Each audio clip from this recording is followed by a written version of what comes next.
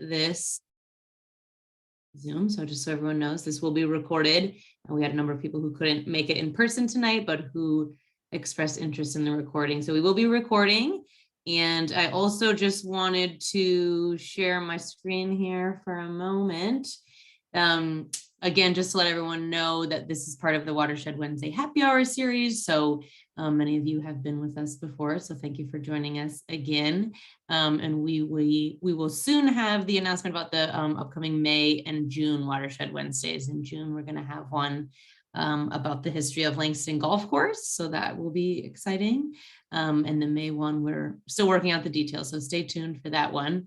But before I hand it over to Matt, I just did also want to plug that this Saturday, as many of you know, and many of you will be leading cleanup sites, so very excited about that, is of course our big Earth Day cleanup, working with lots of different community partners in different neighborhoods to clean up, to get a lot of the trash out of the watershed. So we have a number of different sites. Again, many of you are registered and many of you are leading those sites. So thank you for that. But if you're not yet registered and you are interested, we do still have some spots. I have the link there to the Earth Day sign up on our website.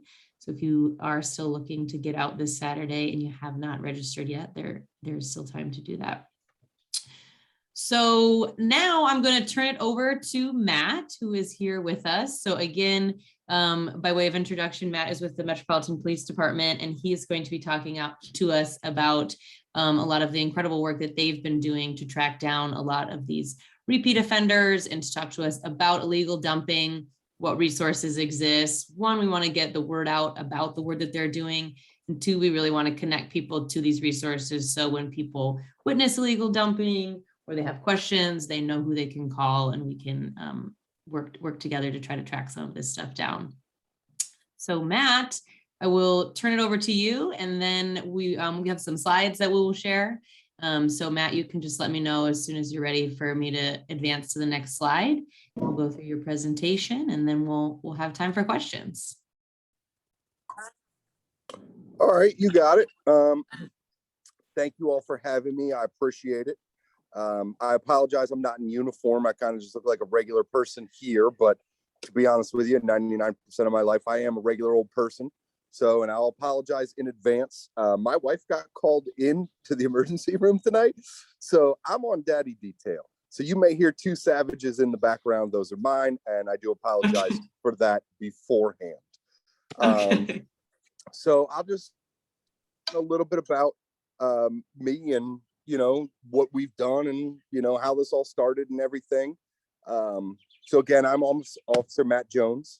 I'm with the Metropolitan Police Department in the Environmental Crimes Unit. I've been a big outdoorsman my entire life.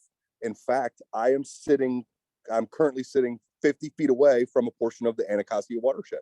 I live on a creek that goes right into the Anacostia Watershed.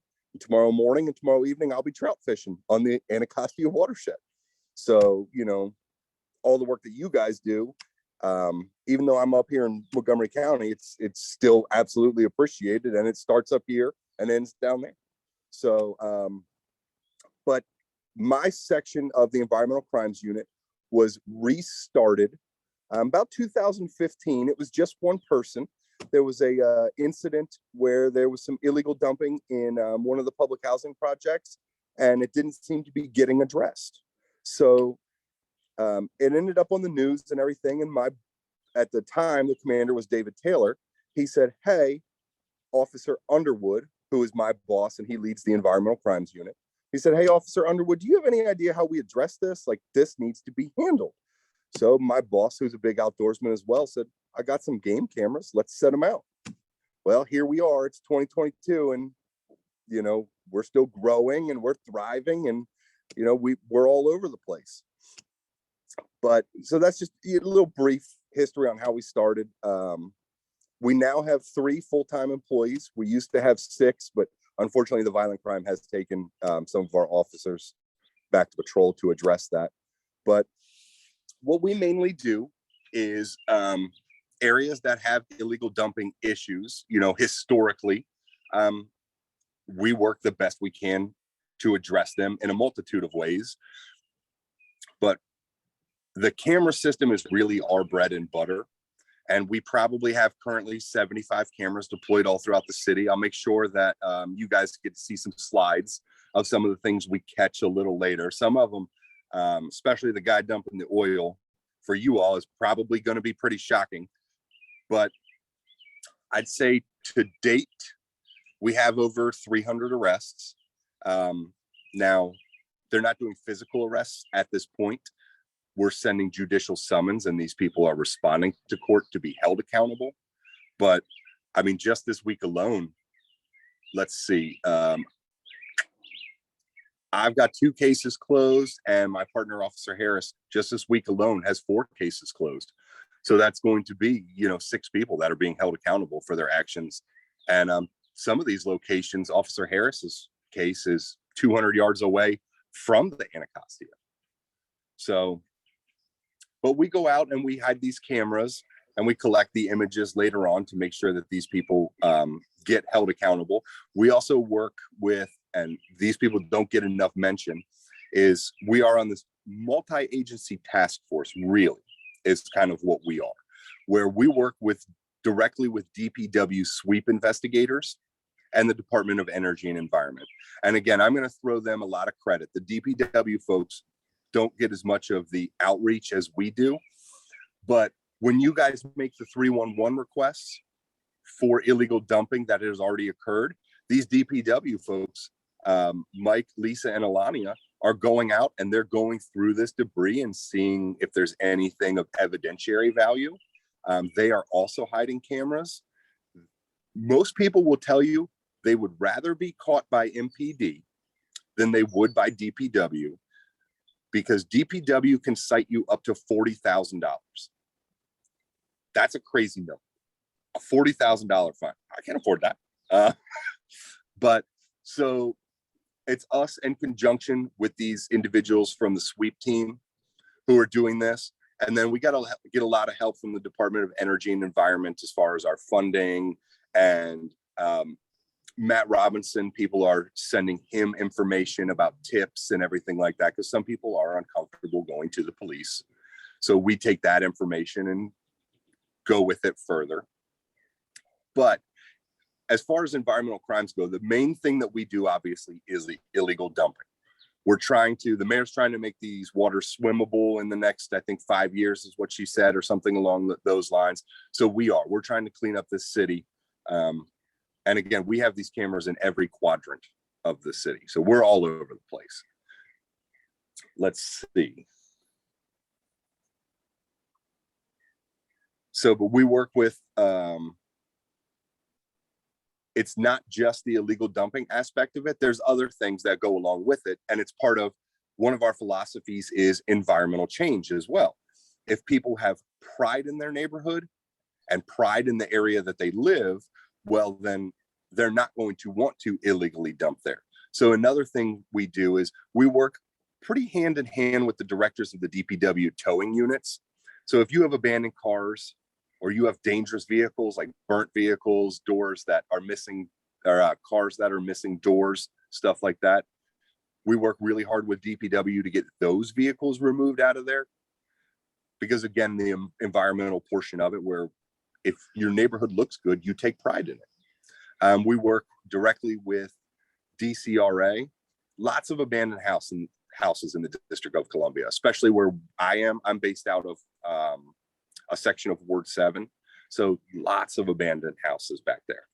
One of the things that we do is we get DCRA to come and board up these houses so that people are not squatting in them, using them for drug houses.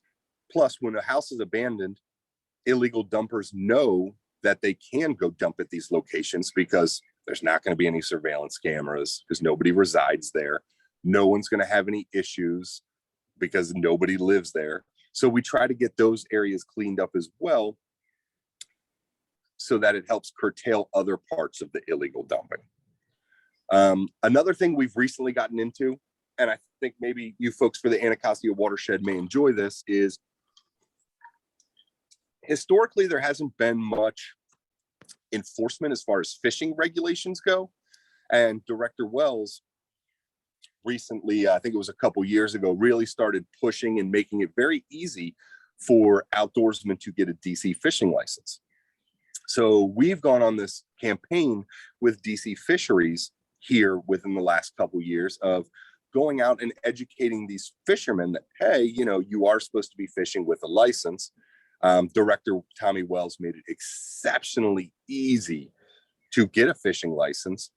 And so over the last couple of years, we've been conducting that educational campaign. We've been going and contacting fishermen and making sure they know that they're supposed to have this, handing out literature and everything like that. And nowadays, when we go out, and we go out about once a week, folks will literally walk up to us. You want to see my fishing license? Here's my phone. Let me scroll over here, you know, and they got it right there for you. We love that because it's the same thing as basically the bag law, where every time you buy a bag, those 5 cents goes directly to some way, shape, or form of cleaning up the Anacostia, which I'm sure you all already know that. I'm preaching to the choir here. But it's the same thing with the fishing license. And it goes towards the Pittman-Robertson Act, which helps, you know, all over the nation with protecting wildlife sanctuaries and everything.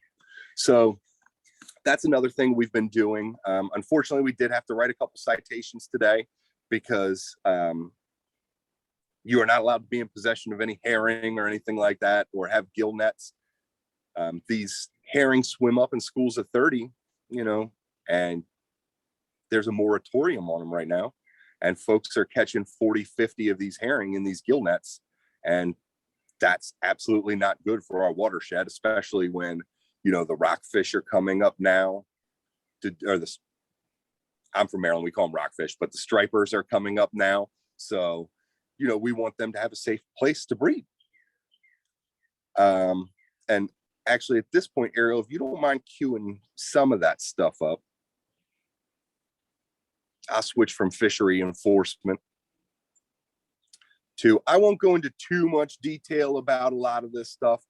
I'm working off my phone, so it's a little harder for me to see, but just so you guys understand some of the stuff we see, there's a blue arrow pointing to the couch. That individual right there, he's been held accountable for this one, which is why I can do this. None of these photos are of current evidentiary value. Otherwise, I'd be in a little bit of hot water. But he had just illegally dumped that couch, and now he's throwing the cushions over there. And who gets charged for that? The individuals from the apartment complex end up getting charged for that. And that's not fair. The trash companies, if it's not in the dumpster, will leave it. So funny story about this individual. And I can say this, I can't go too much into it, but I typed up another warrant for him yesterday. So he may have to watch out. That truck may be being seized. If you want to click to the next one, Ariel, if you don't mind. So here's another one. This is pretty typical of what we see. I'm sorry it's all pink. This camera has been in operation for about 4 years now. This one's really impressive.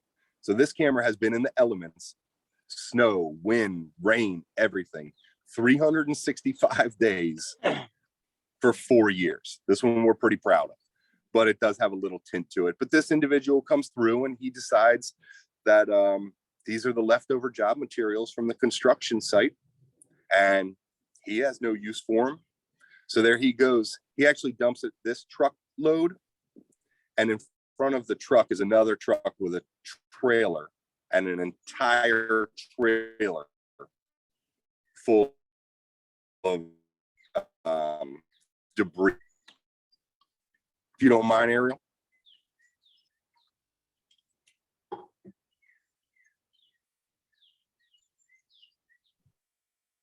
There we go.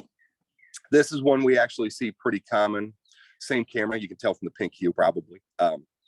Individuals doing this frequently, these large TVs, instead of taking them to be, have portions of them recycled and have it dumped and everything like that, they just chuck them off to the curb. We can go to the next one. So this one's hard for me to see on my phone, but I hope you guys can see the blue arrow. You should see a floating tire. This is one of our biggest problems in the District of Columbia as far as my line of work for the illegal dumping. That floating tire, there's an individual behind the back door, and he is throwing the tires on the other side. That I think that's actually a group home now, but he throws about 15 tires over across and just leaves them and drives away. I know a lot of you all are site leaders, and you're going to come across this, and hopefully it's much more minimal than it has been in the past. We're working with DOE and trying to do a little more tire enforcement than we have been as a joint venture. But one of the things is it's $5 to $7 to legally get rid of a tire. So when you all take your cars in and you need new tires, there's a disposal fee. Everybody pays. Well, what ends up happening is they take your money for the disposal fee, these tire shops, and instead of taking the tires, most of them are supposed to go to Baltimore. Instead of taking the tires over to Baltimore to be turned into playground rubber or whatever else they do with it, they'll hire gentlemen like this to go on ahead, and they'll pay him $1.50 a tire when they charged you for the disposal fee, between $1, $1.50, and they'll have him dispose of them. Well, he's not disposing of them. It costs $5 when you take them to Baltimore. So he's disposing of them illegally. It would be nice if we could find a better way. There's, talks amongst all of the interagencies on how we can fix this and doing better jobs tracking this and everything like that. But so for the time being, since it is pretty lucrative, you do 45 minutes worth of work, you got $70. You guys may find more of these at your sites, unfortunately. Side note, pretty proud of this. That truck is in possession, or the Metropolitan Police Department is in possession of that truck. It was seized and it has not been returned. So if anybody wants an F-150, you may be able to buy it back at auction. So we can probably go to the next one. This one's hard to see, but this is very common. Mattress dumping. For some reason, people just take their old mattresses and box springs and just chuck them right in the alley. This was another case that was solved. I put this one in specifically so you could see that little reflective square above the truck in the back is actually the no dumping sign. And it tells you right on there that there is up to $40,000 in fines for illegal dumping. So some people just don't pay attention to them. Some people disregard them, but that's a common occurrence, the mattress dumping. Now, we've had a couple of these where we've hidden cameras in locations where we know that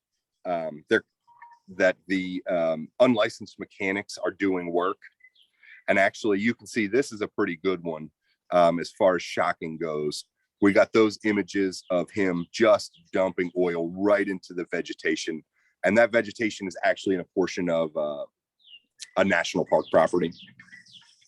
You can't see it due to the angle of the camera, but he's actually dumping it on a downhill slope.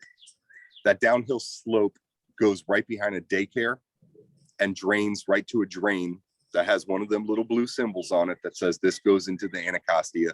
Please think about what you're doing. That individual was obviously held accountable, and we've probably got about 6 or 7 people doing this that have since learned their lesson. We can go to the next one. So I talk about this one with every little talk that I do because I'm pretty proud of this one.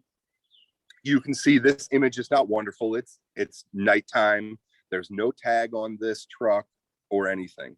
In the back of that truck is a 55-gallon drum filled with about 75% antifreeze and about 25% oil, and it is filled to the brim.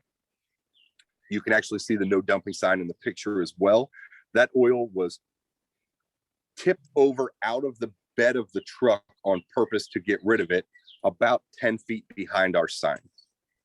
This location is, I'd say, 100 to 150 yards away from the Anacostia River. So when I found this barrel, it was leaking into the ground. We had Department of Energy and Environment hazmat team come out, and they had to do all sorts of remediation. We had the fire department come out. the Department of Energy and Environment's hazmat team is ridiculously impressive with all of the equipment they have.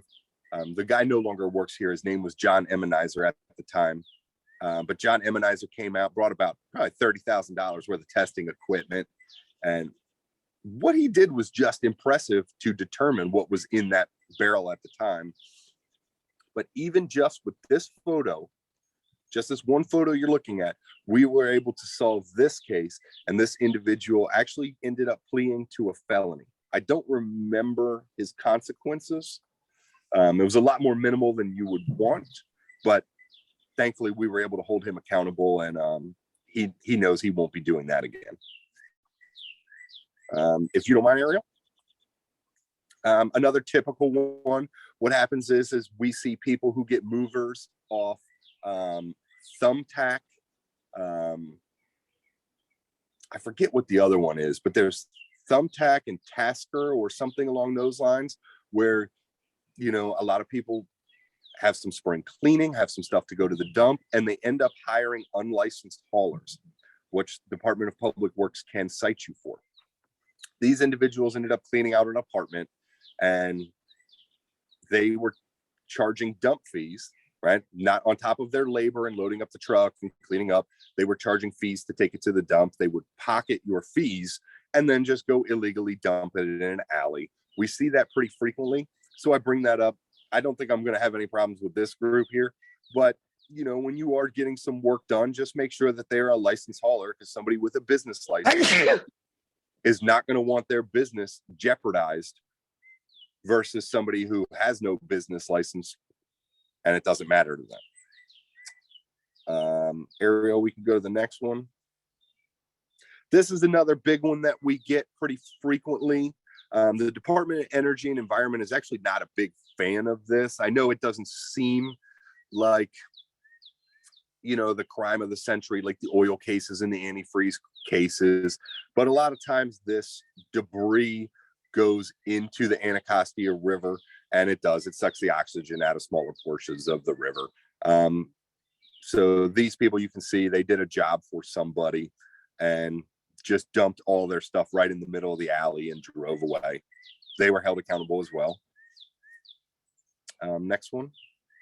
So I put this one and the next slide in to also show you that while we are out here and we are working our hardest to make sure that the environment is cleaned up, we are catching all sorts of crimes. Hopefully you're on a computer and you can see this a little better than me.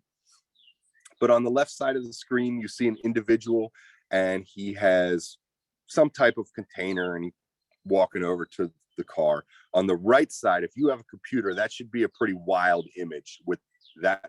The car literally is blowing up, and the pressure from the blow up, from the explosion, is causing that individual to have to jump backwards. I mean, you can see his hair flinging behind him.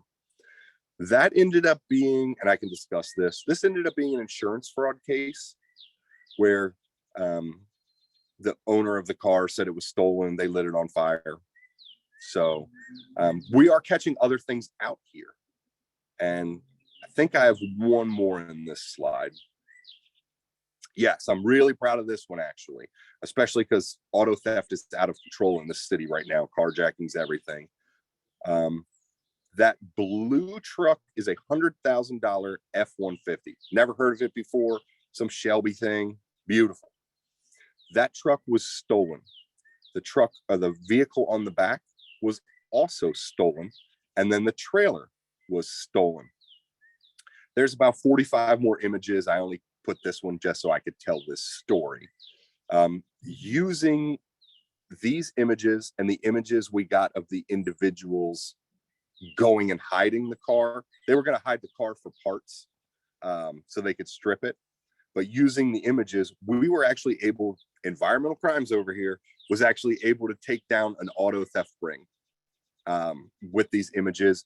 And PG County, because the vehicles were taken out of PG County shortly before these images, we're able to charge as well. So I'm very proud of that one. ECU venturing out, getting some other criminals. I think that's my last slide. Okay. Yep. That was my last slide.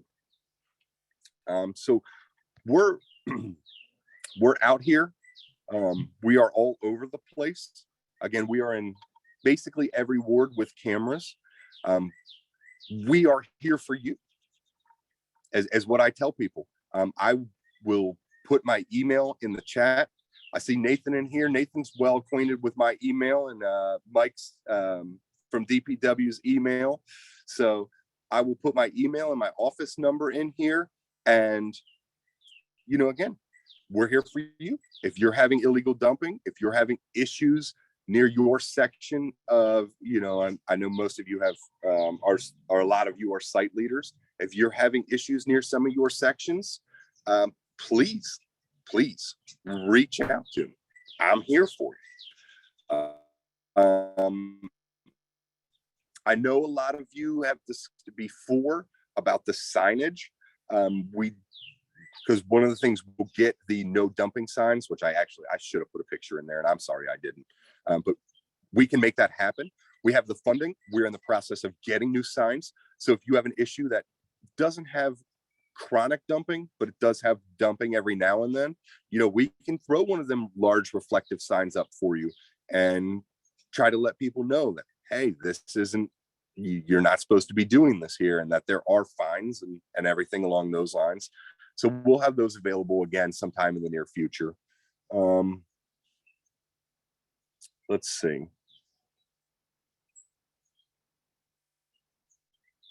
Trying to think of what else. I mean, that's the gist of the environmental crimes on how we handle things. Yeah, I mean, Ariel, if you're ready for questions and answers, I know you allotted me a lot more time, but. No, that was great. Thank you so much, Matt. And I think that I'm sure we will have some questions. And I think that, you know, that was really helpful and great to see all the work that you guys are doing. And I think that I'll start off with a question or something that I would love for you to elaborate on a little bit about how the different agencies work together. You mentioned that sometimes it goes through DPW, and then that's a different type of fine, and sometimes it goes through you guys. So, you know, if you could just talk a little bit about when it makes sense to call you guys or DPW, and just kind of how that works on the back end. So it's you can go to either, because a lot of your 311 requests will get filtered to me as well through DPW. The difference between us and the Department of Public Works is our standard of proof. Because I'm a law enforcement officer, right? My standard of proof to be able to take to a judge is probable cause.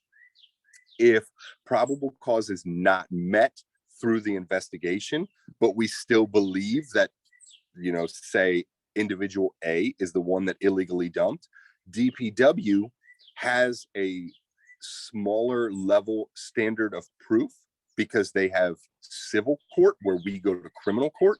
So DPW can issue citations to things that, you know, we may not be able to have the evidence to take to a criminal court. So, but you know, you can either send it to me, and again, I'll make sure my email's in this chat in a little bit. You and my office number as well. You can either send it directly to me, and if I can't reach the probable cause, but we have somebody that we believe we can hold accountable, we can send it to DPW and we can hold them accountable civilly. So I hope that makes sense. It's just they have powers that I don't, and I have powers that they don't. I have the powers to bring you before a criminal court so you can be held accountable for your actions. DPW has the power to bring you before a civil court. That makes sense. Thank you. I did see some questions pop up in the old chat there. Yeah. So feel free. That's great, everyone. If you have questions, go ahead and just put them in the chat, and we'll go through them in the order that they come in. So the first question, Matt, is from Mary, asking, how do you know which pictures to look through from the camera? So Mary, this is going to be a fun one, not just for you, but for me. I have groundhog day. Every day from 3 a.m. 6 a.m. I travel almost, so I go to about 30 or 40 different illegal dumping locations, and I see if there's anything new. And most of these 99% of these locations, I have cameras. So once I see that something is new, well, then I know it is time for me to retrieve the footage from that camera, so that I can go through the footage and see what I see.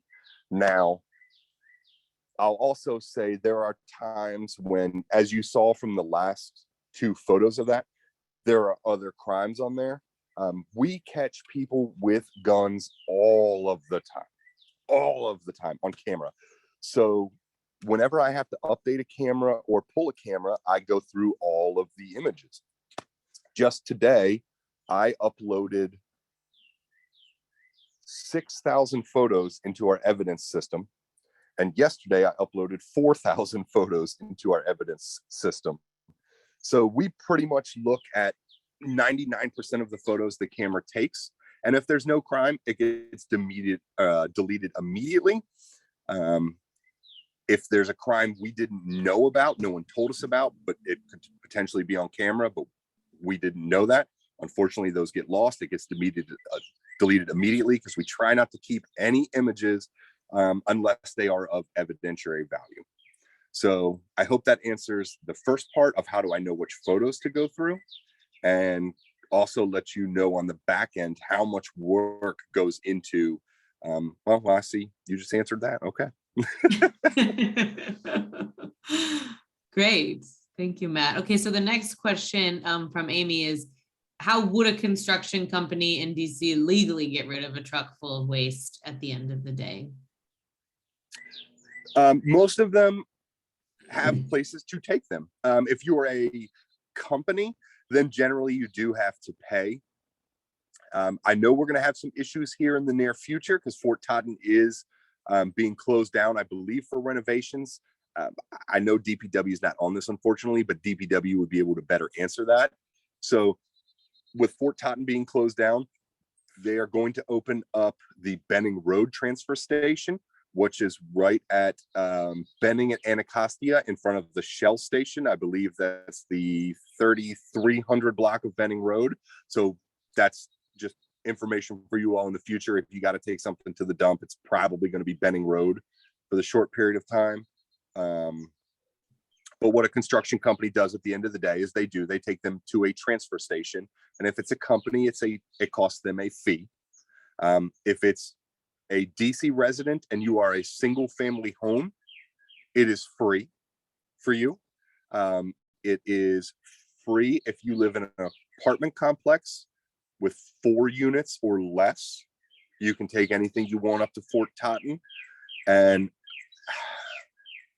I'm going to start this sentence out with I believe, but if you live in an apartment complex with more than 4 units, the debris is supposed to go next to the dumpster, and it is up to your property manager, and however your apartment complex or condo complex handles it, to have that removed. That may be additional fees to you for the bulk pickup and everything like that. That's a DPW question, that portion.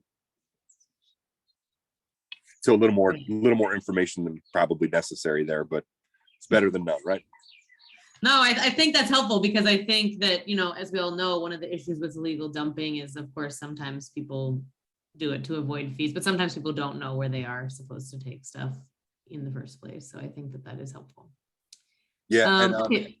Going back to Benning Road real quick, it should be on the Department of Public Works website, but if you guys just want to, when you're doing, I know most of you are probably going to have cleanups on Saturday. When you are having your cleanups, if you want to let these individuals know that it should be posted on the Department of Public Works' website, and just in case, it is April, in case it's about to be May, you guys doing any spring cleaning, make life easy for you. Absolutely. And the Fort Totten is being closed, for in case folks are not aware, the reason why it is going to be closed temporarily is for some stormwater management improvements at the site. So it's going to be hopefully a short-term inconvenience for folks that'll lead to a long-term benefit for the watershed there too. So we've got another question about tires. Can you require companies to have receipts available from proper disposal when they collected funds to dispose of them? So more on the enforcement side. So that actually, I believe that does occur, actually. That is a question for the Department of Energy and Environment. That is not my forte. I do know that the tires all have when they take a tire or get rid of a tire, there is a logbook that each one of these approved businesses have to have. I think we've gotten away a little bit from doing the enforcement on it, and that's why we're trying to talk with I want to say I think it is the watershed guys from the Department of Energy and Environment, because we've done joint ventures with them before and cited tire shops for all sorts of stuff. It's crazy, the regulations, things you wouldn't even think of, that I didn't learn till I've been on here, that, you can't even have a tire sitting on the ground.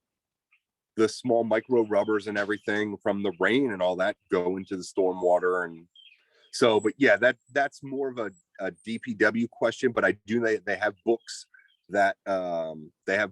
Sorry, I had to tell the kids shut the door. They do have books where they have to keep track of that stuff. Great. We've got another follow-up from Amy about that. Maybe if the transfer station info could be added to the no dumping signs. So that's a possibility that would have to be discussed with Department of Energy and Environment, because that's who actually, they did a wonderful job. Again, I really apologize. I should have posted a picture of those signs in my little PowerPoint presentation. But I know there was a minor issue where it was, do we want you to call 911? Do we want you to call 311? And I'll get into that in a minute. That just jogged my memory. So we actually had both us and the Department of Public Works put on the sign. So yeah, I mean, that's a possibility that would have to be discussed with the Department of Energy and Environment. But getting back to that, if you see an illegal dumping in progress, we would prefer that you called 911. We would love it if you took photographs, or if you could get the tag number or anything along those lines. We don't want you in any form of jeopardy. Let me say that again. We don't want you going up and sticking your camera in anybody's face. Okay. We don't want you getting belligerent with anybody out there. So if you can take pictures of it and it is in progress, that would be wonderful. Call 911. They will send officers out to it. If it is not in progress, 311 really is your best option. And again, our DPW guys, Mike, Alani, and Lisa, are absolutely amazing. They really all should have been cops. They can determine pretty well if there's going to be a level of probable cause. And if there is, half the time that they go to something, they will gift wrap me an investigation. All I have to do, they've done everything. They've been the police. All I have to do is type up the warrant. So if it's not in progress, 311. If it is in progress, 911. And if you can take pictures, we'd love it. If you can't and it's not safe, please don't. Okay. Amy followed up that having the information about how to dump legally could help deflect the dumping. I do agree to that. Yes, I do agree to that. That can be discussed with the Department of Energy and Environment as far as locations of spots where it's legally allowed, or where the transfer stations are on the signs, so that if anyone does see the signs at a location where they plan to dump, they say, you know what, I'm just going to go to Fort Top. Now on the back side of that, I will also say a lot of the individuals know that they are supposed to take it to a transfer station. They're trying to pocket that extra $250, $200 that they're going to charge you, instead of having to pay for it for being a company. And also a lot of it, because again, I mainly do a lot of work in Ward 7 and Ward 8, right? So a lot of people just plain don't want to drive up there. Like, I hate to say laziness, but that's what it boils down to. Chris, you have your hand raised. You want to ask your question? Yeah. First off, thanks, Matt, for a terrific presentation, and thanks for all the work that you do. Thank you. It's really vital. My question is, what would you say is the current state of illegal dumping in the district right now? Do you think it's getting, do you think it's getting worse? Do you think it's getting a little better? Is it on the increase? Do you think that your work is an effective deterrent and is affecting the overall the level of illegal dumping? What's your impression of that? So in regards to, I'll subsection this, and I apologize for that. I'll subsection this. In regards to the tires currently, I think because of the fact it's lucrative, you're still going to see an increase. And I'm just being honest. We've caught lots of individuals, and we've caught them multiple times. I've seized trucks and everything. So some individuals, I will say we have taught them their lesson, but due to how lucrative it is currently, I think you are going to see an uptick in that. Now, in regards to a lot of these sites in Ward 7 and Ward 8 that have historically been very bad for illegal dumping. I have one site where I had my first dumping, and now when I first, I'll back it up. When I first got here, my very first day, I solved a case that was at this site. Within the first year, I probably solved 20 illegal dumpings at this site. I got my first dumping there probably a week ago and I haven't had one there in 7-8 months. So I do think we are changing when people find out that A, you're not supposed to be doing this, and B, we are out here and we will hold you accountable. I do think we are changing the culture of this. The individual dumping the oil, I can tell you we got about 5-6 people from that location. I check that location once a month. Oil doesn't go away. That red residue that you see after the black residue disappears, the sheen, I should be able to see it. I have not seen anything at that site in well over a year. I have the site where you saw the tire being thrown and the guy in the car blowing up. I did get an illegal dumping there over about a week ago, but that is when I first started, man, that place was bumping. Like we were getting arrests there all the time. I went a year without an illegal dumping at that site. So I do think that illegal dumping is actually on the decrease as a whole. I think we are changing and people know we're out there and they know they're being held accountable, especially because once these people are held accountable, they have to do community service and they're being sent right back to the sites where they illegally dumped to clean it up with DPW's overtime crew. So, but to also piggyback off that, unfortunately, I do think you'll see a slight increase in tires until we can figure out the best way to handle this. So I hope my honesty was good. I hope you like hearing that I do see a reduction, but I do apologize that, you know, again, honesty, I believe the tires are probably going to be a slight uptick here in the near future. Well, no apology necessary. We don't hold you responsible for that. Thank you. But we do thank you for the work that you're doing and the subsequent decrease. That's terrific. Thank you. I appreciate that, sir.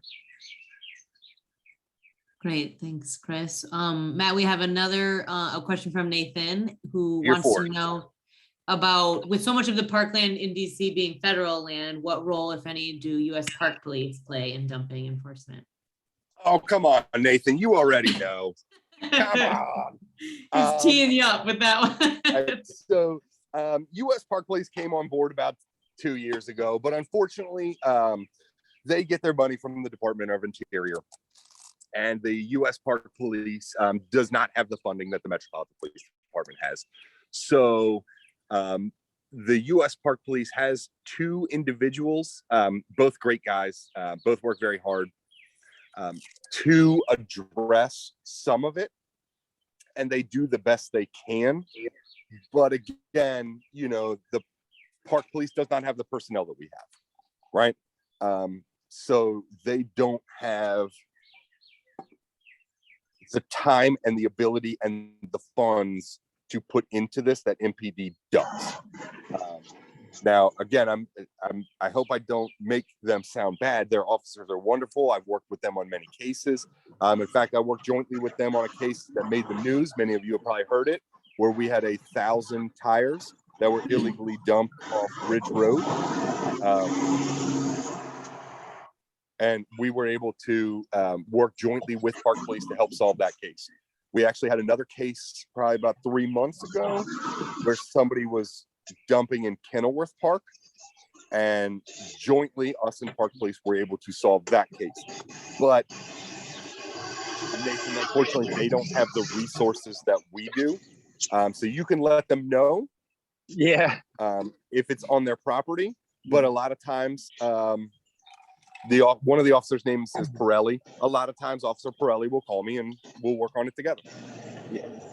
Thank you for that. I already knew the answer. I just wanted everybody else to hear it in case they didn't know. I figured that, but I knew that was coming.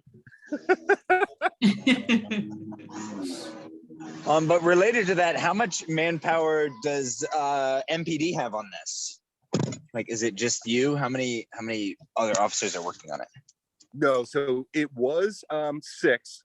We had 6 full-time employees, and we were out there and we were rocking it and we were doing the best we could. Unfortunately, with this really is a question for my chief or my commander. So I don't want to speak above my pay grade, I guess. But I will say that with violent crime on the rise, that some resources had to be redirected for immediate public safety. And so now there are currently 3.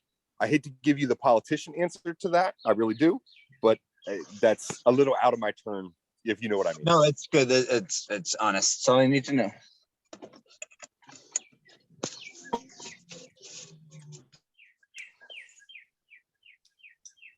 Let's see. Mary had a raised hand, but I think put her hand down. Oh, no, I still have a question. Oh, okay. Go for it. This is a follow-up about the tire discussion. So I'm just thinking out loud. I haven't obviously thought this through, but just trying to brainstorm about ways that help better address the tire issue. Is it possible maybe to do something where tire businesses put their tires out for collection and DC either contracts it out or does it itself, picks up the tires in bulk and then take it up to Baltimore to dispose of, and then you cut out the tire slipping through the system and going to people who are just dumping in the woods. So I'm sorry, that was Mary? Mary, yes. Okay, so Mary, I love your idea. I love where your head's at. We actually just had a meeting with the Department of Energy and Environment and our coworkers with the Department of Public Works, and we were trying to discuss additional ways, right? These cameras work amazing in 99% of these situations, but they don't work at every spot. So we tried to come up with ideas similar to that. I know Prince George's County is actually doing a tire reclamation day, so that if, say you all are doing a cleanup, like I know Nathan and his crew, Wards 8 Woods, going out everywhere and doing all their cleanups, the tires can be taken directly to where Prince George's County set up a big dumpster, no questions asked, and the tires can go in there.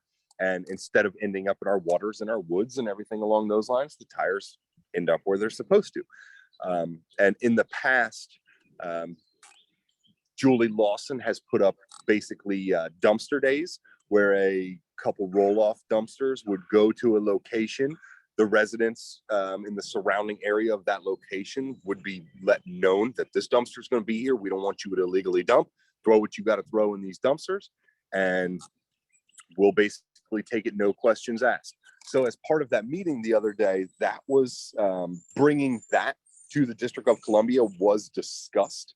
There was also some other discussion about some of these alleys they're literally just perfect for illegal dumping. That's all they're good for. Illegal dumping and crime. They end, there's nothing on one side of them. They are back at the bottom of a hill. Like as a passenger in a car, as a traveler, whatever, there's legitimately no reason for you to be back there. So changing the environmental conditions of some of these was a part of the discussion we had. There was about 6 or 7 ideas that the Department of Energy and Environment was going to take back to its crew and see what the logistics and funding would look like. So I long spiel to say that is, on our list of things as a multi-agency task force, that is on our list of things that we are looking into. Yes. Oh, great, thank you. I apologize for being pretty long-winded. I like the explanation. I'm good. It's helpful. It's helpful to hear. And it's great to hear about some of the things that, the task force is working on in a proactive way, like you were saying. Mm-hmm. Yeah, I mean,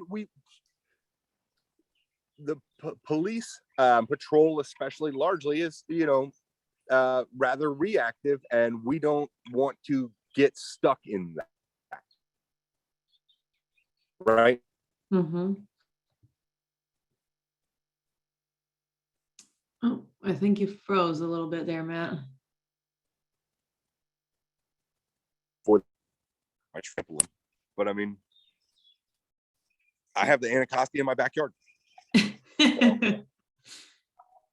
And actually, let me ask you all, because I just looked at the chat. Did my email address and office number go to everybody, or did it just go to Mary? I think it just went to Mary because I'm not seeing it. Okay, how do I? Oh, there we go. There we go. Let's see. Yeah, I see. Apparently, it's instead of hitting send to everyone, I see it's just sending things to Mary. Okay. But 1628. So make sure There we that's go. make sure that's in there so you all have that. That is my direct contact, and that's my office number.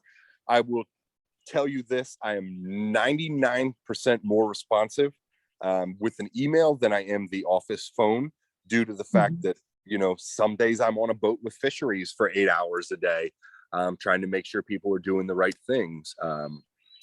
Some days I'm in Lanham, Maryland, doing a suspect interview. I've gone all the way past King's Dominion doing suspect interviews and everything like that. So I do check emails probably about 785 times a day. So email. But I want to make sure we all had the office number too, just in case. Excellent. Thank you, Matt. Appreciate that. Do folks have other questions? We're just, let's see. Okay, we've got something that No, Chris, Amy, I don't think so. It breaks my heart. Amy just shared there's a former sanitation worker in Philly working on illegal dumping who has an in Instagram, your fave trash man. So if anyone hasn't checked that out. Thank you, Amy, for sharing. Right. Well, excellent. Well, if no one has any other questions or comments, just want to thank you again, Matt, for your time tonight and for all of your work. It's really great to hear about all the behind the scenes work and get people connected to you and to the right resources. So thank you again. We've got your email and we've got your phone number. So hopefully you won't be hearing from us about illegal dumping, but we are happy to have that information. Well, before I sign off, I just want to say thank you all very much. I know a lot of you are site leaders and you're going to be doing cleanups this weekend and everything like that. The area that I'm going fishing tomorrow morning, Thursday, my daughter and I and my son all went down there, and it's got a big beach, right? So we played on the beach a little bit, obviously, made some sand in our pants and everything. But we ended up cleaning up probably about 30 water bottles, collected all the glass, everything like that. So I know you think of police officers a lot of times as, I got to go get the bad guy, right? Well, we're out here. I mean, I'm cleaning up my own neighborhoods and everything like that right there on the Anacostia. So, but I also wanted to say, I really do. You have my email.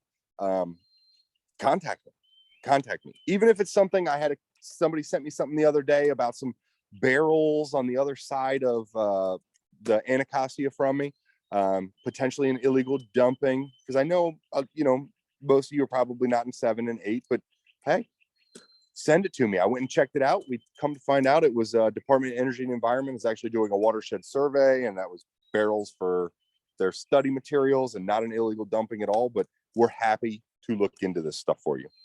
So shoot it to me, and if I can't do it, I'll make sure DPW takes a look at it as well. Okay. Thank you so all much, for having Matt. me. Thank you so much. Thank you for being with us, and thank you all for attending tonight and for your interest. And stay tuned. We'll have the details up soon for our next Watershed Wednesdays in May and June. And we'll hope to see most of you this weekend on Saturday at some of the cleanup sites.